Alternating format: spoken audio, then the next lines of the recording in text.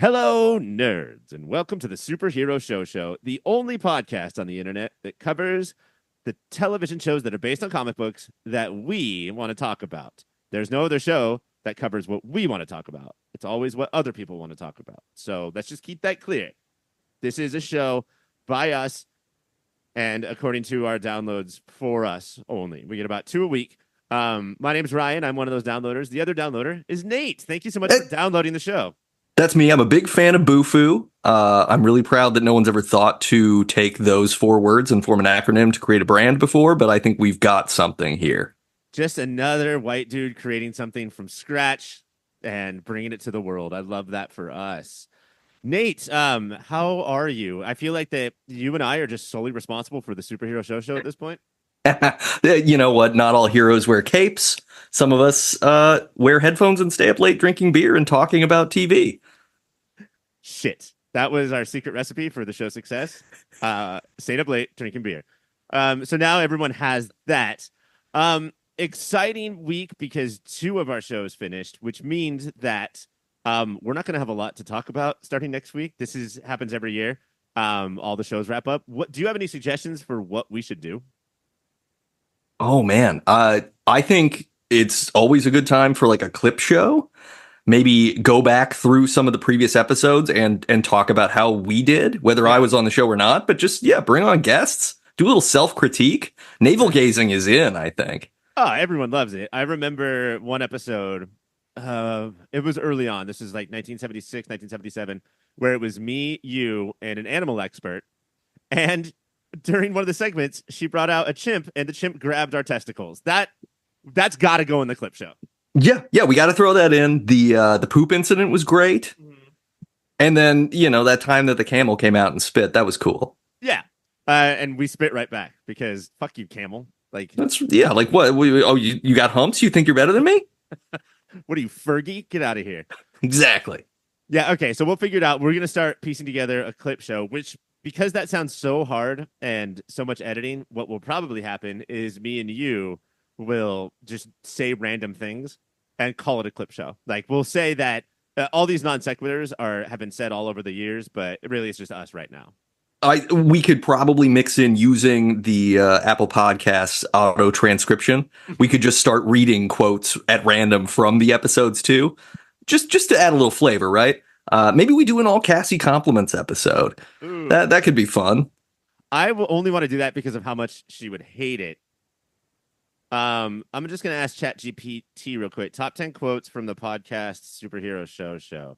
Let's see if we can do this right now. Great. I love it. This is what live creation is about. We are the mother of invention in necessity, and you're seeing it. All right, here's an episode where ChatGPT says that I said, Marvel's got the glitz, but DC's over here with the soul-crushing gloom we love. Sometimes you just need a hero who's miserable to make you feel better. That's really good. Okay, let's see if you can guess who said this. Every superhero team-up starts with a punch, then friendship, and then the awkward, wait, are you still fighting crime on Thursday, or is that my day? I feel like that's a Mike. That sounds like a Mike to me. That's got to be a Mike. And then finally, this one from Cassie. Okay, so if Wanda's universe overlaps with the X-Men's, then that definitely explains why Professor X never called during WandaVision. Probably on vacation. He's a variable. His name is X. You don't know what he's up to. I sometimes call ChatGPT Chuckles GPT because of how much it makes me crack up. Oh, look, as far as AI overlords go, ChatGPT, number 1 on the call sheet. We love him. Look, this is from you, I think. Look, Arrow walked so Legends of Tomorrow could time travel, trip, and mess up historical events, then fix them hilariously. Hey, talking about time traveling and fixing events, we're going to get into that later. That's true. Nate, unfortunately, ChatGPT can't work unless we give it more material to scrape for later. So... we better get to work. Tonight we have a huge show. We're talking about new episodes of The Penguin and Superman and Lois. We are doing the Heartstopper finale finally, but up first, of course, the two-part finale of Agatha All Along.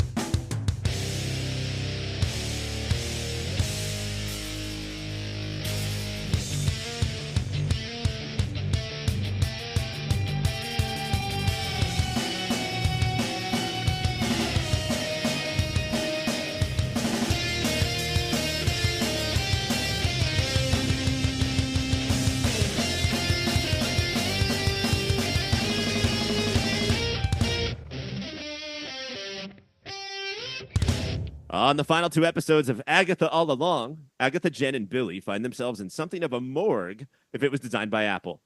Jen beats her final trial and disappears before Agatha is left alone in the room. We get an extended history of Agatha's past as a power thief and find out that Billy, much like his mother before him, created an entire place with his mind. Cool family. Taste buds, I ask you this. Did Agatha All Along? Here we go. Get ready for this question. Stick the landing. Halfway.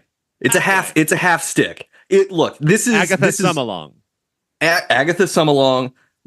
Agatha's on the balance beam, right? She does an amazing like triple forward flip corkscrew situation, lands, and then there's this step back that happens. And you're like, oh, that was almost the gold. Which in all my hours and years watching the Olympics, I don't really mind that step back, but judges fucking hate it. Yeah, no, I mean, look, they're called judges for a reason. They're pretty judgy. They start spitting on the gymnasts like they're goddamn camels.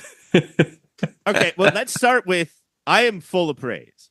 So let's start with the weak point. What do you think just barely didn't work? And I can talk you out of it.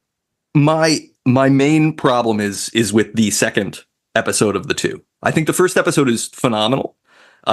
They prevent having a full-on Skybeam Marvel showdown. Like they tease at it, but then they don't do it, which is wonderful. There's some really beautiful stuff that happens. I think it's the wholesale retconning of everything that's happened that bothers me, and that's mostly from it feels lazy storytelling that thinks it's smart to me. So, are you talking about the Usual Suspects ending of how Kaiser Soze just looked around his room and created an entire story? I mean more the idea that Agatha came up with the Witch's Road song herself and then also made it up and then never bothered to mention it at all in context ever at any point. Like what it does to me anyways, it makes it like, oh, what you've done is prove that this could have been 3 episodes long and you wasted a bunch of time. Okay. To quote Adam from Film Spotting, I hear what you're saying, and you're completely wrong. I think that I'm not a Usual Suspects fan, and a lot of it is because of the sort of hacky way it all comes together and shifts focus and does this trickery that you're talking about. I think the reason that I'm so much more accepting of it here, with Billy showing, like when Billy realizes that he created the road, and then also in Agatha's very long flashback, it includes the flashback of the show we've been watching. So right. Things that we didn't see that I think you're referencing is that when the road gets created, she's as dumbstruck as anybody else. She's like, what the fuck is this road that I've been lying about the entire time doing here right now? Which would understandably freak you out. The reason why I appreciated it, though, the whole series, is because of how crushed I have been. I'm going to try to be honest here about my review.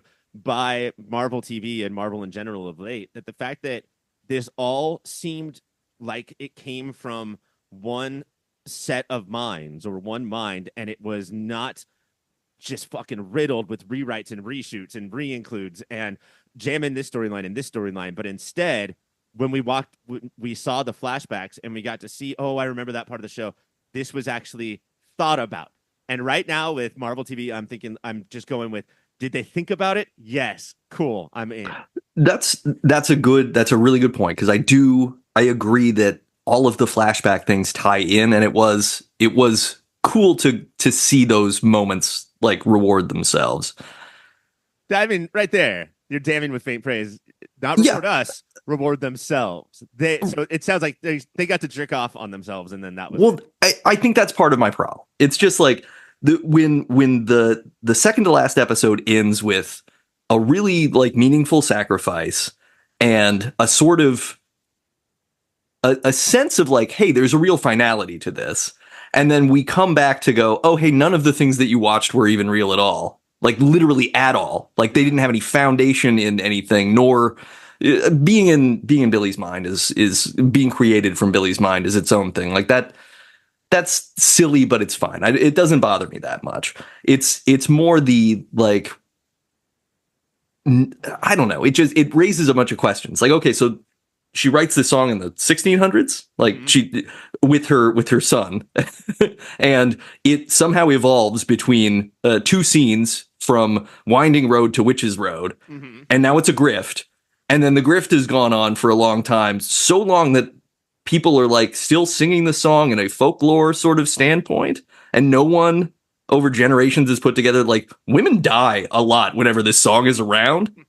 It just seemed less plausible to me, and it poked holes in what felt sincere and really put together, and it made it. I often don't like when I see the creator in the creation, and that's what this felt like. Was, oh, we're fully self-aware of what we've been doing, and we're so self-aware that Agatha has been self-aware the whole time, and she just never even bothered to say anything. It was these looks and things like that. So, haha, we pulled one on you. That's fine. I don't think it's bad. It was the step back for me. That's all. You don't like seeing the creator in the creation unless we're talking about like a beautiful cloud or a beautiful rainbow, and you feel God's presence with you. Well, yeah, or ICP, right? I mean, magnets. How do they work?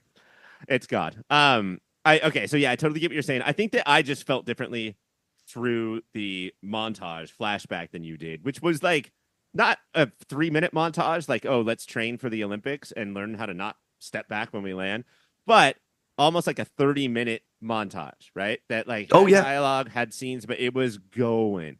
And again, like I said with the Sophia flashback episode of the Penguin, I just appreciate the focus so much in that stuff and the amount of information they delve out. I didn't see it as much as like a let's read the Wikipedia page of Agatha Harkness as I do so many other times when montages like this happen. And so, oh sure, yeah, and honestly, like I did like the flashback. Like I liked the birth. I liked the scenes with Death and her. I liked the green torch. I liked the way that the sun is taken. Like there's a lot of really cool stuff in here. It just felt, I guess it just, the show seems to so emphasize the song for like the first 4 episodes and then kind of drop that. And then to come back and be like, oh, the song was the whole thing the whole time. We've got this song. You have to pay attention. It just, I don't know. I wanted a little bit of something different, I guess. And that's not a fair review because I can't base it off of what it isn't. That's true. I am. But we're just talking about like our initial feelings, which, we can try to explain, but we can't really get talked out of. And I think that the big difference is that I can see how you could see it as a cheat. I can see how you could sort of roll your eyes and be like, oh man, you guys were doing so good. And then now you're doing fine, good minus. But to me, I think the thing it came off like was if you're reading like a Sherlock Holmes story or a James Elroy like mystery, and then everything just seems sort of nebulous until that last 50 pages or last chapter, and then everything lands perfectly. I think I felt a little bit more like that than I did where you're coming from. Let's rewind all the way back, and let's go to the morgue, and we have Jennifer Kale's trial, and she finds out that Agatha, as like a mercenary, she was just paid to take a random witch's power. By the way, incredible job for the whole show to absolve all of the terrible men who killed witches or killed women that they thought were witches. And now we know it was Agatha that entire time and not those sexist assholes. Yeah. It's a real nice woke 2024 take that it was witch on witch violence the whole time. Let me throw something out there. Tell me if you think I'm crazy. I think that Patti LuPone is one of the best performances in a Marvel TV show. She's gone now, but now I'm starting to think that Sashir Zamata, after her finding out that Agatha stole her powers 100, 200 years ago, and then her trying to get them back by repeating the same phrase of like, you can't conquer me or you complete me or whatever it is she ready for fucking best supporting actress nods in like Oscar movies? I think she can make the leap from SNL forgotten to MCU character to getting awards. Yeah, I completely agree. I think there are really great performances throughout this whole series. And, Patti LuPone, previous episode, I wasn't on that show, but that was fantastic. Like that might be my favorite of the whole season. And then this from Sashir Zamata, like so powerful. And I think there's so much value in when they do the what does Agatha call it? She calls it like analog magic or something. Yeah. Like when the form of magic is literally just repeating a phrase until it breaks something, it's so well done because it's just so human. And you see like the way that line read develops. I can't remember the name of the like the acting school where that's what you're supposed to do. You just keep saying your lines until they lose all meaning and then they regain a new meaning. But it's called the Goodwill Hunting. It's not your fault. School of acting. It's not your fault. No, I fucking heard you. But yeah, she's excellent. She's excellent, and that scene is so good. I mean, that the set piece, the morgue / grow room situation was really effective as a final, like, really dark and quizzical. You're kind of going into that like, oh, what is happening here now? You know, are we in some sort of post-Shield like storage thing? Is that going to be the reveal? Thankfully not. But, you know, it felt very technical compared to the previous sort of trials. Yeah, and almost like that whoever is setting up the trials, which we find out is Billy, ran out of ideas. Like they were so meticulously, like the set was planned and the art direction was perfect, and then they're like, I don't know, man, a room. Can I just take a break? It's a room. We all know that late in the season, budget runs a little light, and you're like, oh shit, we should have done a bottle episode earlier because now it really looks bad. That's the thing that like we can tell now that we didn't know when we were kids, or it just wasn't done when we were kids. Maybe every episode had the exact same budget. But if you watch House of the Dragon and there's an episode of two characters talking for an hour, you know that next week, crazy dragons, because they had to save up money on this episode. You brought up the other major thing I want to talk about. And I know that we all sort of feel down on Marvel, but one of the things that we were just waiting for is the last 15 minutes of either the 8th episode or the 9th episode being two CGI noodle bodies shooting powers at each other. And we walked down that road. We were so close, and then we didn't get that. What was different about this? Oh, so I think it was really, really effective writing. They led us right back to Agatha's house in Westview, and Death is on the roof, and the sky is an eerie color that is your signal from Marvel that something noodly is about to happen. And then they like talk, and then briefly, very briefly, it's like 3 punches total. It's like 3 total actual action moves. And then it's just this like human moment, which is so amazing. It's such a clear understanding of stakes and how stakes don't always have to be world ending. Although these probably were. We're dealing with death here, but it doesn't have to be Thanos and a million aliens coming down. The stakes here between these two characters, this relationship, our relationship with Agatha, our human relationship with Death, that's what we needed. And so there were a couple punches, but one of the punches was like, oh, I know how you want to die, death by 1,000 cuts. And then shatters glass all over her. And I think that the biggest thing to me about this scene is that when you watch Black Panther go off the rails for 10 minutes and just have Black Panther and Killmonger throwing powers at each other, or Ant-Man and Kang, or whatever third act we want to talk about, they could all be switched. Like they're replaceable. You could take one third act from one movie and replace it with the others and just change their heads. This specifically was the fight that only Agatha and Rio could have. And that's not a third act feeling that I get very often. No, totally, because you felt the weight of Agatha giving up her kid, and you haven't even seen the specifics of that yet, but you feel that weight. You feel the weight of a breakup. You feel the weight of exactly. It's also an excellently complicated scene because unlike the landing for, say, Black Panther, where Killmonger is a complicated character where you're kind of rooting for him, even though you know that Black Panther is technically the good guy, so he has to win. This is a scene where neither person is good. Yeah. Like you're charmed by and fully out of love with both of them. They're both gross and also magically beautiful. So let's see what happens. You have no clue.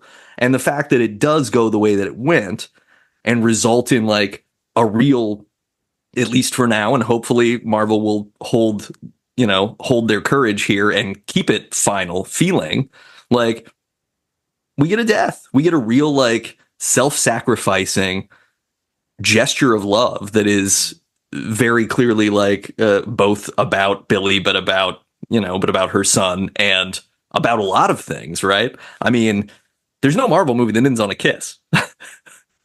Exactly. It's basically Twisters. Every Marvel movie is like Twisters. There's no kiss at the end of this movie. And then we get, just to skip forward ahead a little bit, we get a Casablanca ending where, spoilers, by the way, if you haven't watched this, Agatha goes to Agatha and Billy walk away saying like, walk away from the camera saying like, this is going to be the beginning of start of a beautiful friendship. And I mean, this could lead to Agatha 2, although I don't necessarily think that. It could lead to, now we're just crazy spitballing here. As Kamala is putting together Hawkeye and this side for the Young Avengers, Agatha is leading Billy towards his brother, and then we come together for the Young Avengers movie. So many places to go, and I love how the options are exciting as opposed to here's what we already know being shoved down our throats out of storylines that have nothing to do with this. Like, this did not end with some Thunderbolt stepping up and saying, "Hey, Thunderbolt's coming this summer." Like, we just got to watch this story. Yeah, no, I agree. I did like that part of the ending, of the final ending too, because we're invited to maybe just wonder, right? There's a possibility. I don't know if you got it, but like when you start watching this, you get a 4-minute long, here's all the stuff that Marvel's going to put on TV. And it's like 17 shows in the next 8 months. But nothing about this is in there. Right. So there is a real sense of, oh, this could just be that they go wander off. It could be very Casablanca, like you said. It's legit over and it's left to the audience to think about it, or it could develop into something else. Joe Locke being as on it as he has been, I assume something will happen with it, but we get to find out. And if it's their adventures looking for Tommy, or if it's anything else, that's kind of fine. Because there's like potential for new creation rather than, well, how do we knit all these things together? Yeah, and I will vouch for the character of Agatha and the performance of Catherine Hahn. It held its own in a show, like, as the central character, better than I ever could have expected. In a lot of ways, I think maybe better than Colin Farrell, and something we'll talk about later. Oh yeah, she's way more charismatic. Like, so like her hand acting alone is so powerful. Well, she's a puppeteer of all these people, so it gives you the dexterous hands. Great main character, but if she is going to be Billy's sidekick in further adventures as a supporting character, that is what Agatha and Catherine Hahn can do that in their sleep, in their dead sleep. So very excited about that. Do you have a moment of the week? Oh, I think the moment of the week, honestly, is when death comes for Nicholas. As it comes for us all. It comes for us all. It comes for little Nicholas. He's just done a genuine good deed to show that he is actually pure of heart. And I think that's also part of why I feel cheated by it, is we just don't develop that enough. But hey, maybe it'll come later. Yeah. The idea that like your son would die on the night that he kind of steered you away from doing the murder that you've been doing all the time, and you were proud of him for that, and that could have been like a major turning point for her as a person, and it didn't develop into that, right? Because it did. It was a turning point. It just wasn't a turn toward positivity. It was a turn toward vengeance. There's two paths on this witch's road. One is, I'm going to learn from the death of my son and become good, or fuck the world. I'm going to take everything I can. But like Aubrey Plaza standing on the other end of the bridge with that torch with the green flame, and just kind of the look that they give each other. Yeah. It's kind of the most perfect way to do death, I think, in that way. The other thing about that montage that we didn't get to, the 30-minute montage, is that death comes to take Nick Scratch away on the day of his delivery, the day he's born. And Agatha says, I just need more time. And so get 6 years with him. But that entire time that death is coming again for this kid. That is so manipulative, so puppeteering, worked on me on every level. I was Oh yeah, I was gonna ask you actually because as a father, it must hit even harder. The idea of like, oh yeah, this will happen. on. Like I have never. You mean in the show? right in the show. Yeah, Because I'm not saying to you. my daughter and I will live forever, but in the Yes. show it did happen, and I swear to God, over the last 3 years, let's say almost 4 years, I'd just accidentally it happens to be about 4 years. Um, I've never covered my eyes when anything like scary comes up, but I will. I was on my phone, like hands over my eyes, just like, please don't make me watch this. Please don't fucking make me watch this part Yeah. of the show. Yeah. No, it was really well done. It was really hard. Speaking of that bullshit, my moment of the week is um, Billy and Agatha are in the Apple morgue, and they're talking about like how what's going to happen with his brother. I can't remember his name, Tommy, Tommy, yeah. and um, he gets a flash of a little boy drowning, and he's like, "Wait, so do I have to kill? Am I responsible for that death just to bring Tommy back?" And Catherine Hahn, and I swear to God, I'm gonna fucking start crying right now. Just says, "Sometimes boys die," Yeah. and but like her voice cracks. Fuck the show. Well, and Billy saying like, but he doesn't have anybody. Like this is he's like the whole that whole moment developing and the idea that like, oh, Tommy could be brought back in this kid who clearly is from like some sort of broken home situation. Yeah. And also has just been drowned by bullies. Right. Like it wasn't like he didn't drown like having a fun time with his Right. friends and a misadventure. He was drowned as a prank, which is horrible. So one request, Marvel, if Tommy does go into that body and Billy and Agatha find them, please have the new Tommy in that body go find those fucking drowning bullies and absolutely pull them apart limb from limb. I want to see the most violent thing in Marvel history. He's going to be very fast, so it should work. Agatha All Along is done now. It is all on Disney Plus. Please watch. If you skip this one because like Echo didn't do it for you or whatever the fuck we've been watching lately, go back and check this out. We might do the re-ranking of the MCU Disney Plus shows soon because we have nothing else to cover. I think this might be number one. It's really good. Yeah, I think it might be number one. Yeah, I think it's better than WandaVision. It's better than Falcon and Winter Soldier, and it's better than Loki. Yeah, I mean, we'll see. We got to put some. I mean, Iron Fist is obviously always going to be number one, but after that, Oh sure. Well, yeah. Before, We've got a Daredevil reboot coming, so you got to plan on that too. Oh, and then before we get to the ad that we have to do, let's get into the commercial because one thing I was stoked about was that we had three things. What if Marvel Zombies and Friendly Neighborhood Spider-Man that seem to be completely on their own, which I like. Like, do some stuff and fully animated, but like do some stuff that affects the world, sure, but maybe do some stuff that doesn't as well. What I mean, are you excited? Are you pumped? Are you bummed? I was most excited by the Friendly Neighborhood Spider-Man thing because I was like, oh, good, because I feel like Spider-Man has been served best by these Lord and Miller Spider-Verse movies lately, and so if they can grab onto that energy, this could be really good. I didn't even realize there was a second season of What If, so I'm gonna have to go back and look because I was like, oh, season 3, huh? But zombies was never like my favorite thing, but I'm interested at least to see what they do with it.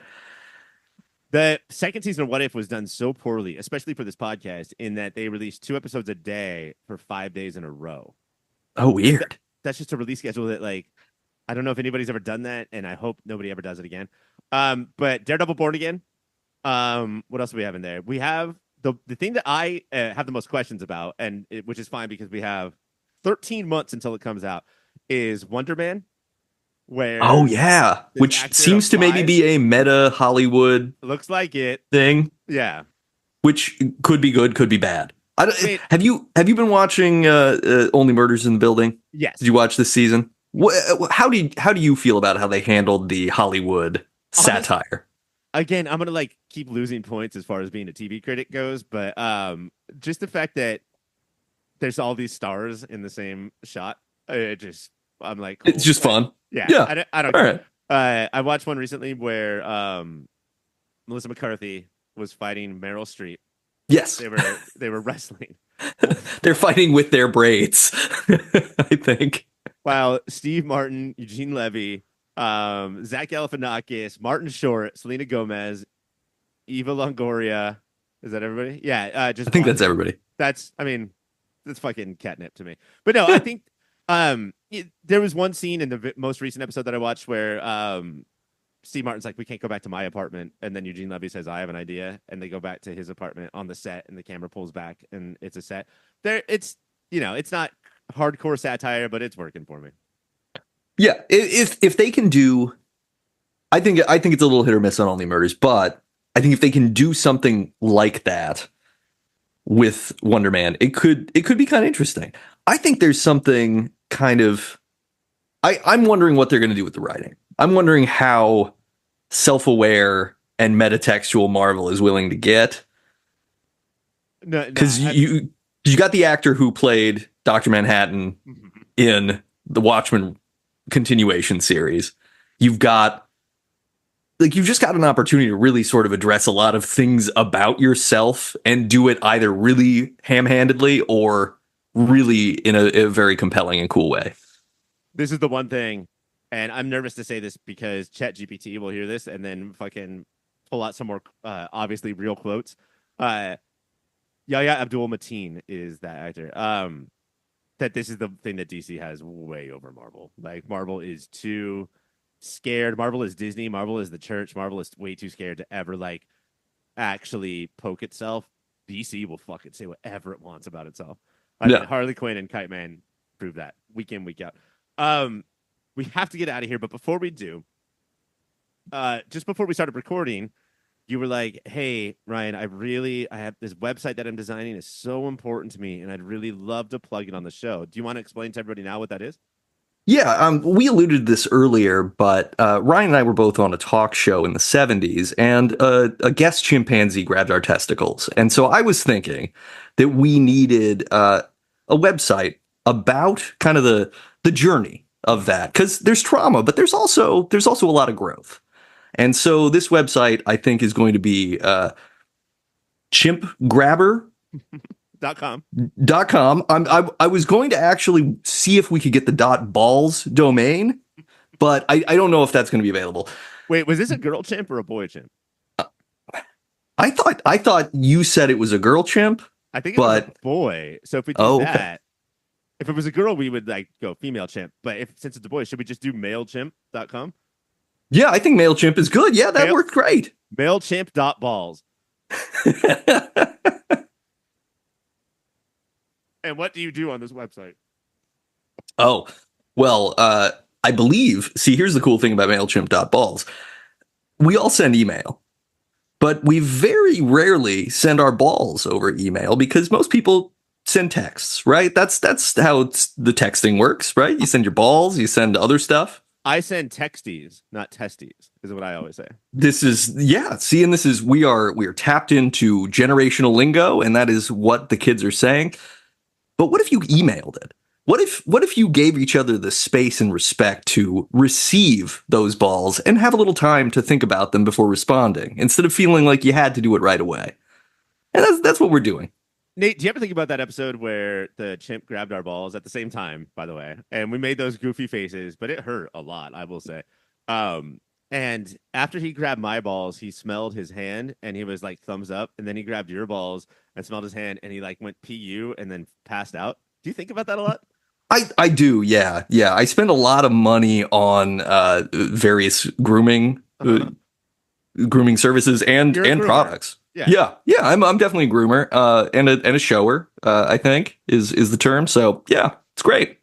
Yes, ultimate pickup line. I'm a groomer and a shower. That will always it's the new feast or fist. Oh, by the way, I'm supposed to say something about MailChimp.balls. What you should do, Nate, before you make this website on your own, is check out Cybersprout. From easy to edit fields, custom templates, and drag and drop tools, you will always have the power to keep your site current. And if you need help, Cybersprout is always available. They do the popfilter.co website, and I will say that they're always there. Let Cybersprout handle your hosting. Cybersprout offers premium hosting specifically built for WordPress. Cybersprout is your partner for the digital world. So stay tuned for MailChimp.balls at your local movie theater. When we come back, the rest of the shows. Believable.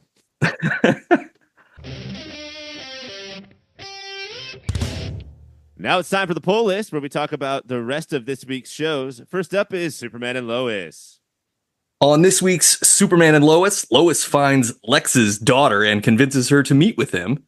She is pregnant, British, and Gemma Simmons from S.H.I.E.L.D. Hey! Elizabeth Henstridge also directed this episode. The meeting doesn't go great. Nowhere near as well as it does with Lois and Bizarro. Taste buds, I ask you this. Is Clark right in the beginning of this episode? Should we just talk out our issues? I don't think so.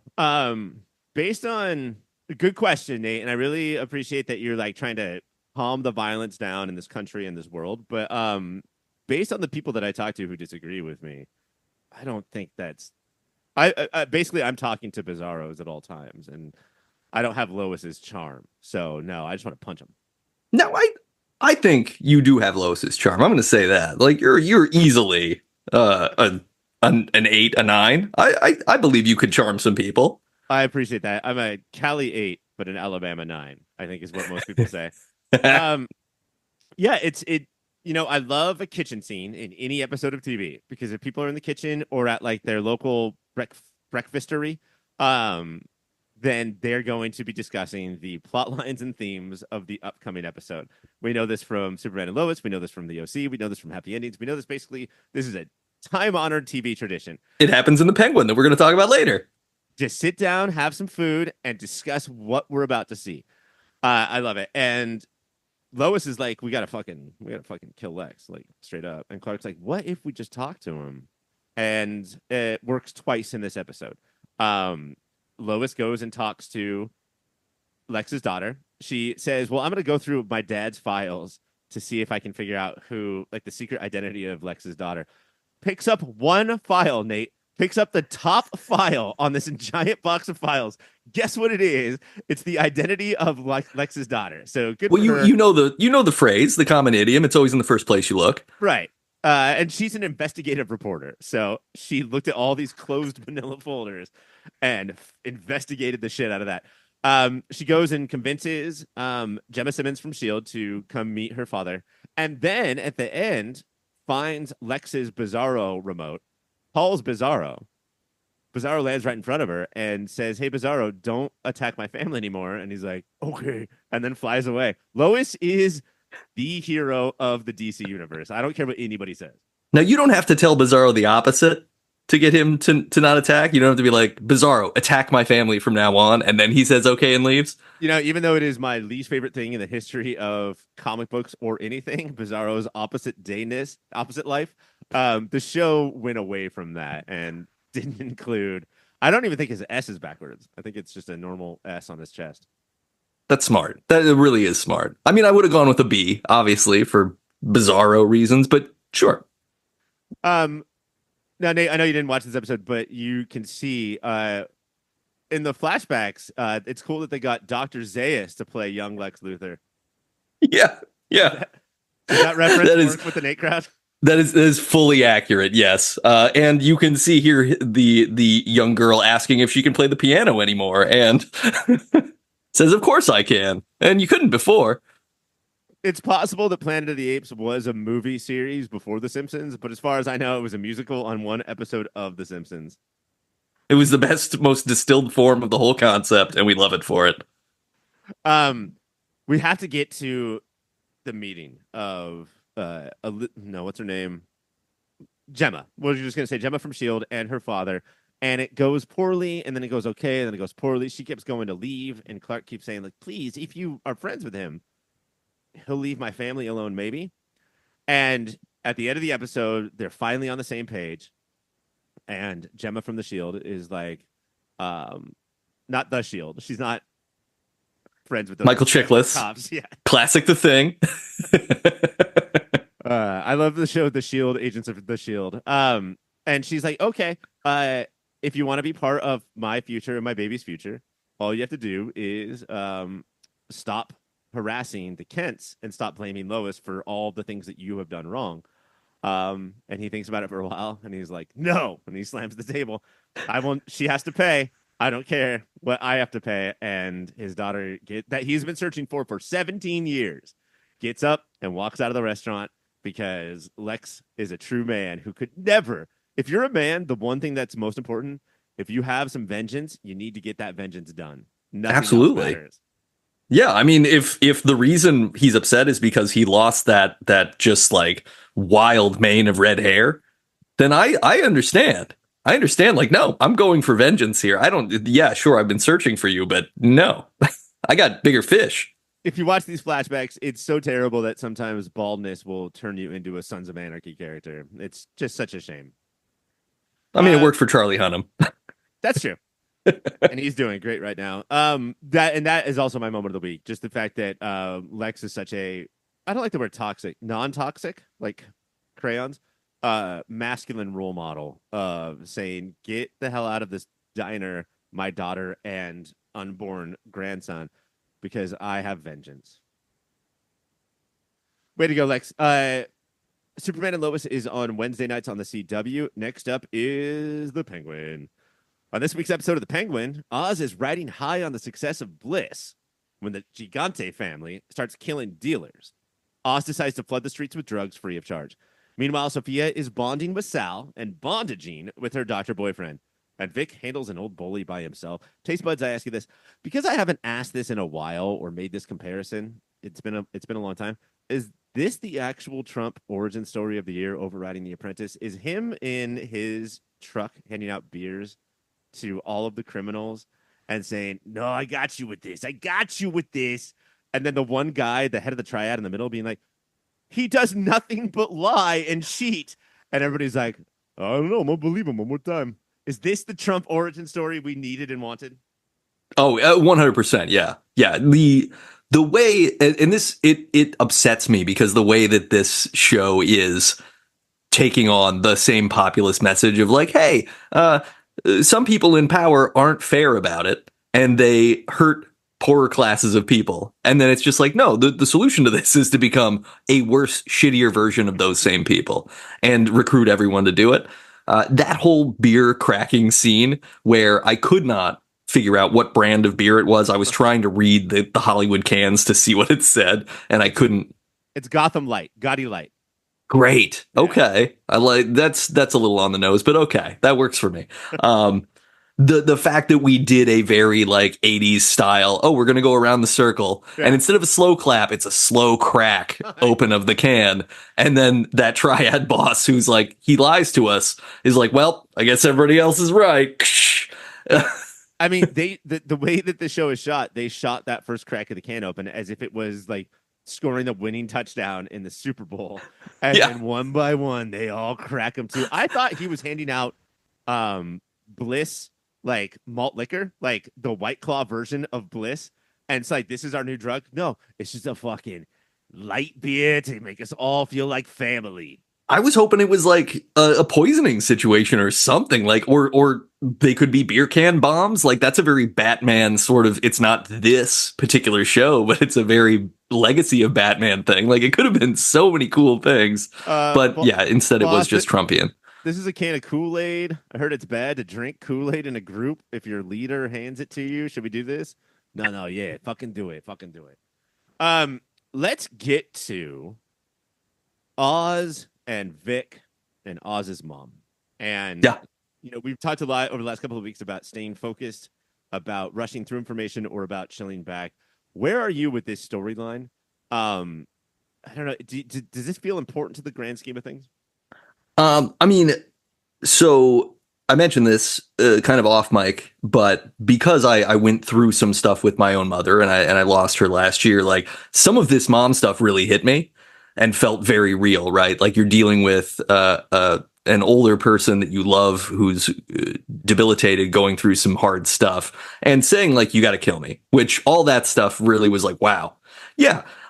Very effective, but very effective in the way that like it's it's a little bit of a cheat, right? Because it's like, hey, we got to slide this in. It's about she's cold. They don't have any power. We're establishing the Robin Hoodiness of this while we're also doing the violence on the outside.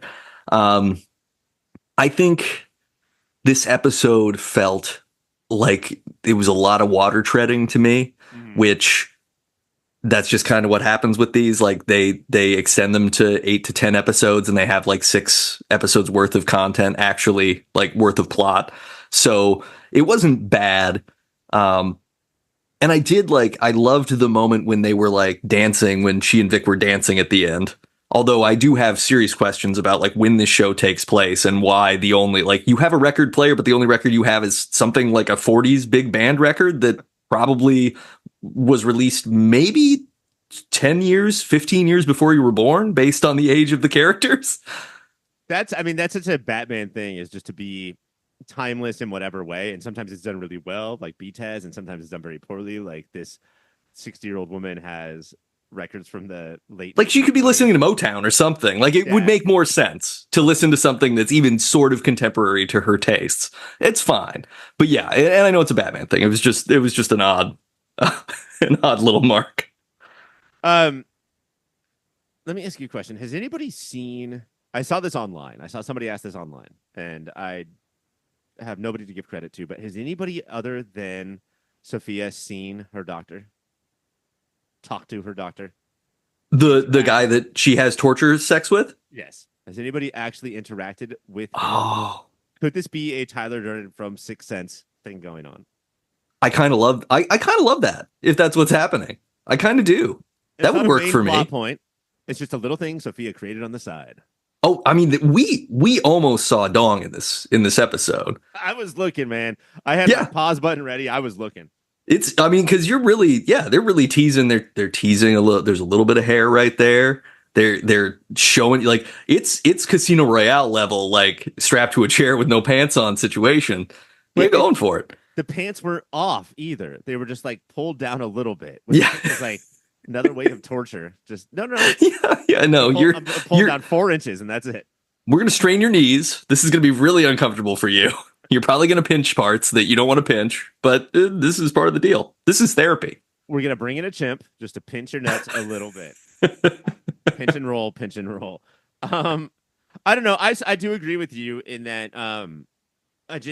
There's so many episodes of the show that go by that don't wow me, that I'm just impressed at like the surface level of like, no, this is a competently made show. I really want, and then it does the thing where like at the end, Sophia walks in and sees, I can't remember if it's Vic or Oz dancing with Oz's mom, who Sophia. Yeah, Vic. Yeah. Head. And I'm like, oh, give me the next show. Despite only sort of enjoying this one, I want the next one so bad, and that's like the key to TV. The thing that I loved about this episode, honestly, was the scene with Sophia and Clancy Brown. Like, that was great.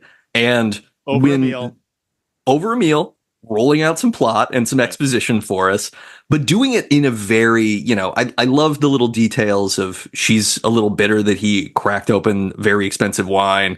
And he's like, what does it matter? Like, you killed literally everybody who would care about this. Just drink the wine. And then, Nate, I don't know how offensive this is. I don't know if you're one of those guys. But not just drinks this old wine, but then cooks with it.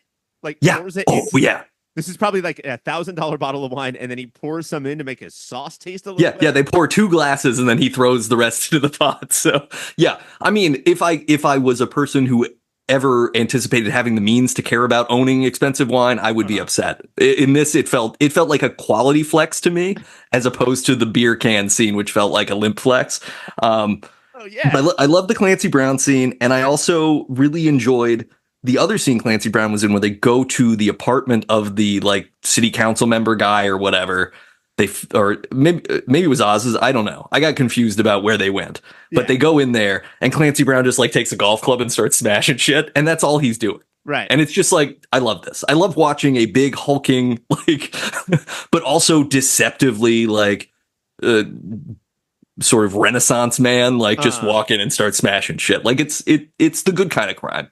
Yeah, their investigation skills. I think Lois Lane would have some notes about that. And then we also have a scene where Oz decides that he's going to help the neighborhood and goes to a politician's politician is going to his car, and Oz puts pliers in between his nostrils. Yeah. That going back to that Robin Hood thing that you said, like Oz wants to do some good for the community as well. He's just deviating septums, he's doing it his own way. The thing we didn't talk about, which is also kind of important, is like Vic's first murder situation, which is a pretty. I think it's supposed to be a really big, important moment, and I think it is from the classic, like, well, death as a stake is always big, but it's kind of like, I don't know, I don't like this guy. I don't like this guy that's trying to horn in. He's obviously an asshole, and I don't like the position you're putting this character in. So whatever. His name is Squid, and I wouldn't be surprised if it was Squid and his boys who drowned the body that Tommy was going to. Oh, shit. Like, it's probably a multiverse thing. Do you think Tommy's going to be in SpongeBob? I do. That's my prediction right now. I wrote it down. Ultimately, I like this plot line. The plot line is okay for Vic, but I love it for Oz because Vic comes to him with, I've got a problem. This bully's like pressuring me. And Oz is like, figure it out. I'm sure you'll do good. And then so Vic shoots him. And then comes back to Oz and is like, did you handle that thing? Vic's like, yeah, I did. Well, I'm sure that whatever you did was right, and don't let anybody tell you otherwise. Oz, you don't know a single detail about the conversation. Well, here's the thing that's weird is Oz asks him, did anybody see you? Mm-hmm. And he says, I don't think so. Which, like, come on. If you say I don't think so about a capital crime, somebody saw. Like, we're underlining the fact that someone did see, and we're gonna find out later. But Oz's whole thing, like his whole handling of the Vic murder situation is just, I don't need to actually care. I need to make you believe that I care. I don't care about the details. I just like handle it yourself, and then I'll tell you that you were great. And that's all that. It just reminds me of somebody. And I already said Trump once, so I'm not going to say it. Nate, do you have a moment? Oh, no, you did. I do think that there is something incredibly touching about the sort of the dancing sequence at the end, the acting by the actress who's playing Oz's mom, being able to deliver on that can't quite balance yourself, but still moving around thing that I think is like physically taxing to do. It has to be difficult to do it. And I assume that she's probably a relatively able-bodied actress. I don't know if that's the case or not. But I think that whole scene was touching. And I think it's sort of underlined once in a good way by Sophia standing there, and then underlined kind of poorly in another way by like the premise being Sophia wondering like, can I kill somebody who has a mom? Oh my God, we didn't get to the best scene of the show. I guess this is my moment of the week. Great. Sophia goes to talk to Oz's girlfriend / alibi. Mm-hmm. And this was so well written and so good. It was really good. How we just stand by and help the men, these terrible men that commit all these crimes and then do other fucked up things to cover up the crimes, and just have this constant line of victims. And now we are both here as that. And it's clear that Sophia wants to come in and probably kill her, but she ends up not. And this was like having a thesis of the show scene is never is usually not great. This one was incredible. I cannot believe how well written this scene was. Yeah, because it really underlined the whole thing of like men are lying to men are lying to women are lying to women, and then everybody's doing violence on each other based on these lies that aren't actually based on anything. And that's really, yeah. And the fact that it showed the restraint it showed in that scene to pull back from what could have been just like wanton violence for its own sake.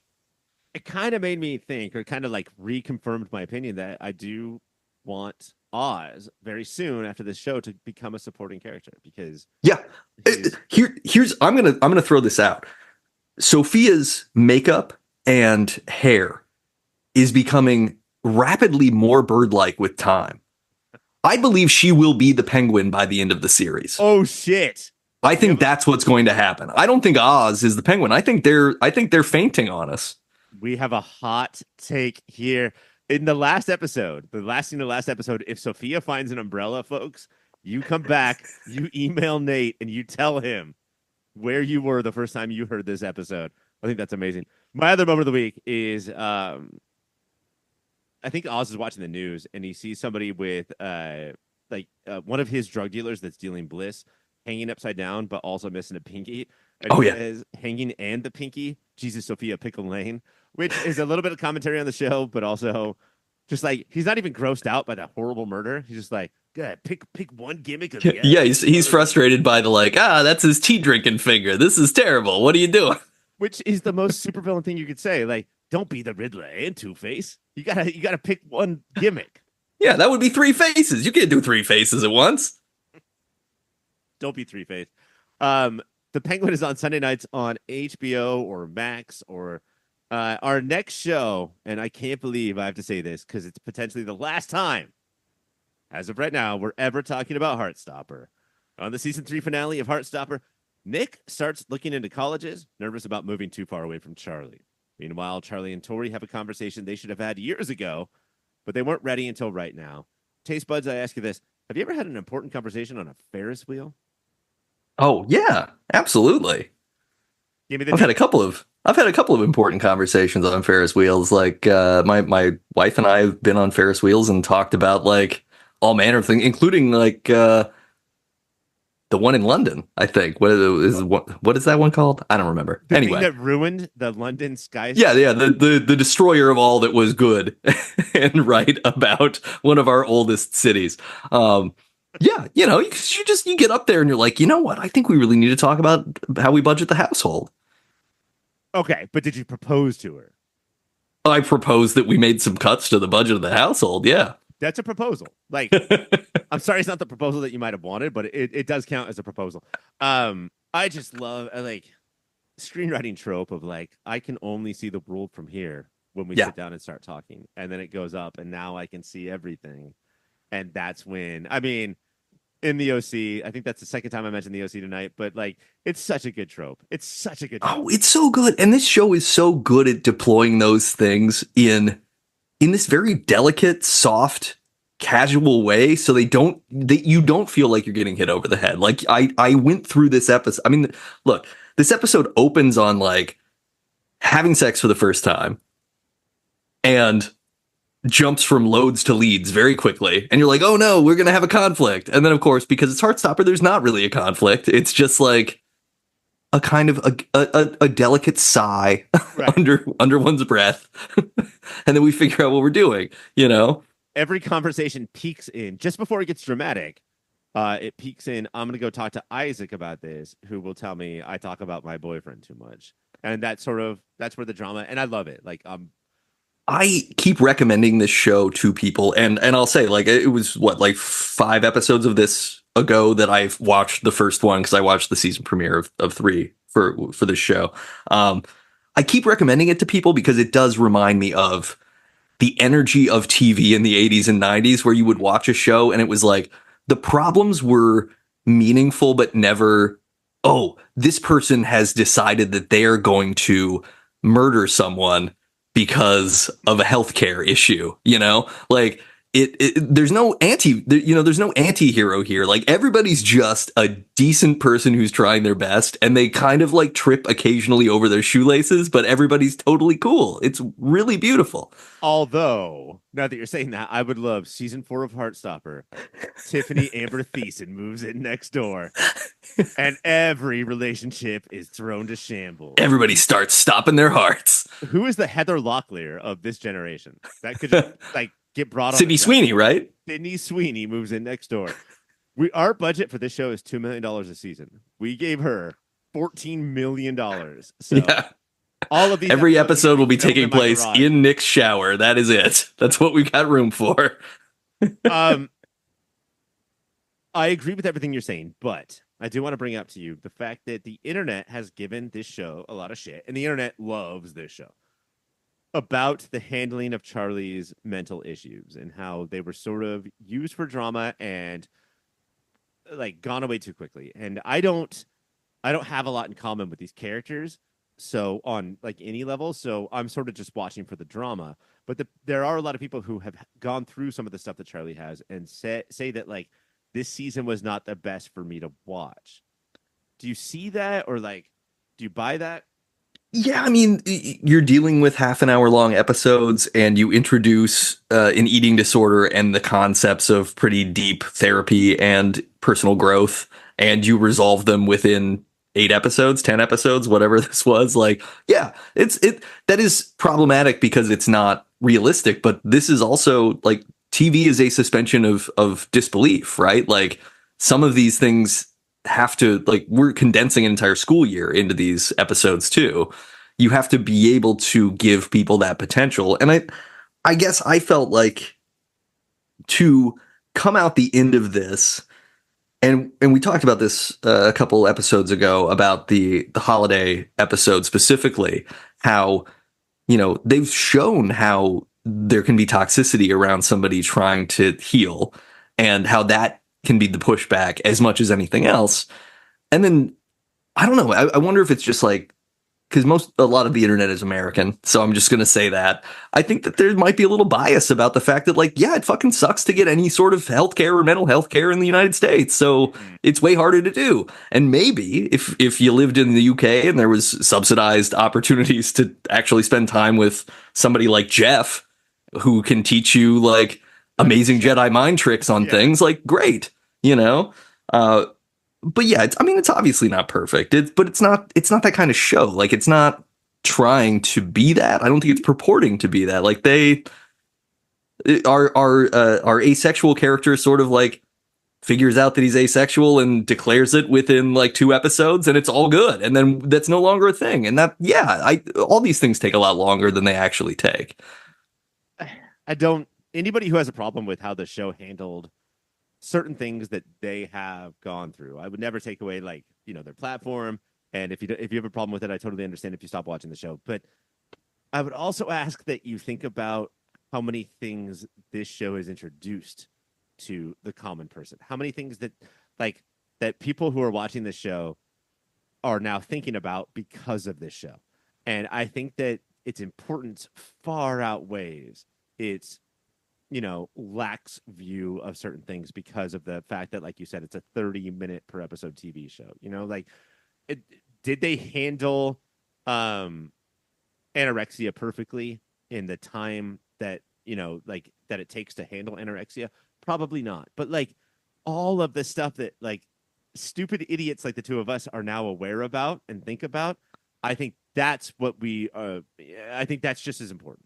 There's other things so in this very episode, in this last episode, Imogen gives a really great, very kind of rambling but brilliant speech about patriarchy, where she's like, I don't think I ever liked you, and I don't think I ever liked boys at all, but I liked having their attention and the power that attention gave me because I was a cool girl.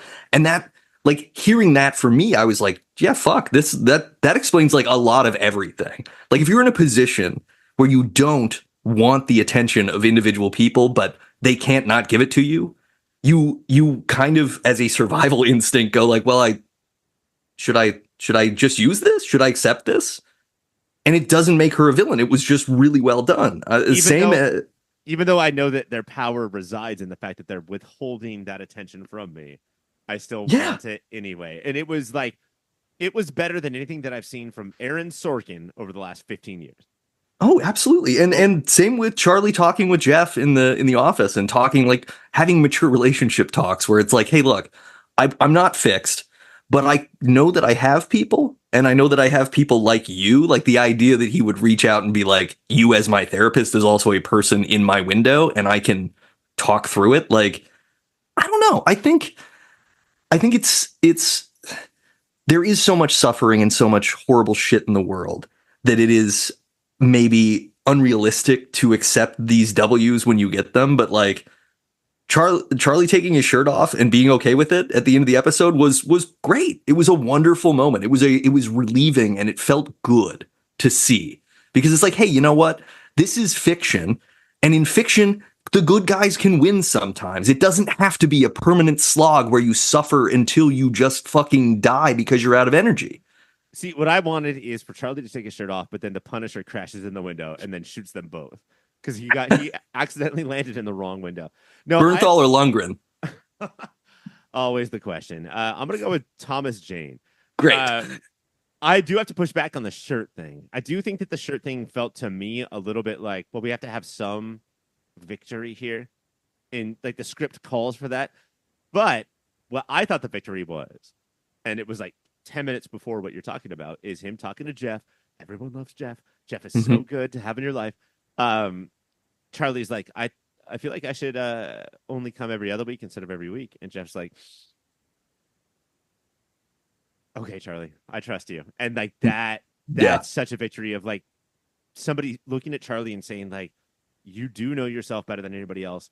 I do trust you. Like you're there now. You're right there. And there's some scenes with the mom as well. You know, we've talked shit on the mom all season. The mom trying to compromise stuff. She's like, how about we don't have sex with Nick until your, what's that British test called? Your owls, I think is what it's called. Until those are over. And he's like, sure, mom. I mean, yeah, I won't tell you this. We already fucked, but and we're going to lliterally every time I leave the house. I mean, Mom, I know you. That is the motif of the episode, the leitmotif. I don't know. I know that you don't remember this, but fucking is fucking sweet, and so we're gonna keep doing it. But no, I'll tell you for sure. But yeah, I thought that Jeff moment was incredible. But yeah, any other moments of the week? Any other things that we missed? I really liked. There is a moment right near the end of the episode where Tao basically shows that he's like a cool partner, like he's grown up because his girlfriend, whose name now escapes me, is like, Elle wants to go to uni far away, and he's just like, cool, yeah, that works for me. We'll figure it out. And imagine this. People my age, not just teenagers, people my age, you have so much faith in your relationship that you are hoping that they succeed, even if this is the greatest Tao moment in the history of the show. Yeah. It was so nice to see because so much of the episode hinges on this idea that somehow Nick going to school in London is going to result in like the devastation of his relationship with Charlie, right? And it's just nice that they mirrored so many positive versions of this, but also you have the situation with Charlie's sister, with Tori and her kind of boyfriend guy that she doesn't want to call a boyfriend. That I don't know if that's foreshadowing what they're trying to say is going to happen with Nick and Charlie later. I don't know. We'll see. Yeah. I mean, and I think like that was ultimately your moment of the week was the theme of this episode because I'm going to pick for my moment, Nick making decisions that he should not make, like staying close to home for college because he's worried about Charlie, and you're 18 years old, 17 years old. That's bad. I know that that's how 17-year-olds act. So it's realistic, but, and then everyone else in the car being like, Charlie might leave you. You should you should think about you for once. Everyone who in that car loves Charlie. They love Charlie and Nick together, but they were like, at this moment right now, Nick needs to make a Nick decision. Yeah, it was great. Plus, also, like, England isn't that big. The distance is 4.5 hours each way. And I'm not saying that is a long distance, but you could hang out for a weekend pretty easily and maintain most of the aspects of a young relationship through college. Is it true in England that if you want to go anywhere, you go on that Ferris wheel, and then when you're at the top, you jump off into wherever part of England you want to be? Yeah, it's kind of a catapult situation. Yeah. I don't know why it's an eyesore then. It seems like very helpful for. It's a marvel of public transit. It's a marvel of public transit. Nate, that is Ryan. The show. It is. We did it. We did it. I can't believe it. Goodbye to Agatha. Goodbye to Heartstopper. We will miss both of you. We just know because, you know, we've lived these lives that only 2 lesser shows will replace you. So that's kind of a bummer. Before we start to get out of here, Nate, what is a place where people can find you? Oh, you can find me on a little podcast called Debut Buddies, DEBUT, BUDDIES. We talk about firsts every 2 weeks. So our most recent episode that just came out is about the first New York City subway. Guess what? It both sucked and blowed because it was a pneumatic tube situation. It's pretty exciting. You get to learn about history. You get to hear me talk more. What else could you ask for? Do you talk more on that show? You have two co-hosts, right? I do, yeah, yeah. Do you? And I am talking over them constantly, Yeah. fighting for airtime. You know how it is. You're always dealing with Greg and Mike. Like, you just have to yell. Like, honestly, I'm here. Why talk? Like, why are you guys thinking that you can put anything into this conversation? We also want to tell you about popfilter.co. That is the website where all of our stuff is. Make sure that you subscribe, rate, and review. Guys, I cannot tell you how important it is, whether you're on Spotify or Apple Podcasts or whatever your podcatcher is, to click the subscribe button on Superhero Show, Movie of the Year, and Debut Buddies. It really helps us out a lot. If you're downloading them at random, that's cool. Thank you.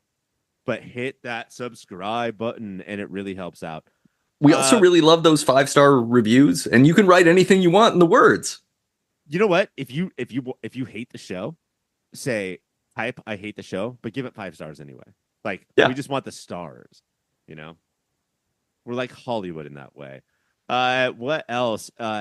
Instagram. We are at Your Pop Filter. Please go to YouTube. Check us out on at Pop Filter Co. Nate, you have any social media? It's fine. You can follow me at Nate Regolia on pretty much everything. And if you want to talk to me about firsts that you maybe want to hear us talk about, email me at debutbuddies@gmail.com. Oh, I got some of those. I should do that. Hell yeah. Come be a guest. Be on the show. No, you guys cannot afford me. That's true. I've talked to your people. Email us at contact@popfilter.co. And next week, such a big show, we are going to focus on Superman and Lois, and we are going to finally begin Spider-Man Season 4. For Nate, I am Ryan. Please keep watching. No, not keep watching those movies. Enough said. Yeah.